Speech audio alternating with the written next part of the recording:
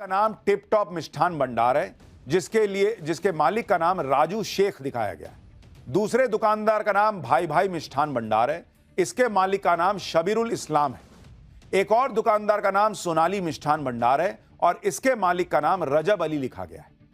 हमारी टीम ने भी इस लिस्ट में दिख रहे दुकानदारों की पड़ताल की, जिसमें पता चला कि रानीनगर के टिप टॉप मिष्ठान भंडार और भाई भाई मिष्ठान भंडार को प्रसाद बनाने का ठेका मिला है। তো কিছুদিন আগে দীঘায় জগন্নাথের মন্দির বানানো হলো, খুব ভালো কথা। কিন্তু তার যে প্রসাদের কন্টাক্টগুলো দেওয়া হয়েছে সেগুলো কিন্তু সবই মুসলমান দোকানদারকে, সেগুলো ভিডিওতে তোমরা দেখলে। আর আমাদের কাছে মন্দির আর মন্দিরের প্রসাদ খুব শ্রদ্ধা ভক্তির একটা ব্যাপার। দেখো বন্ধুরা, পশ্চিমবাংলায় তো আর হিন্দু মিষ্টির দোকানের অভাব ছিল না।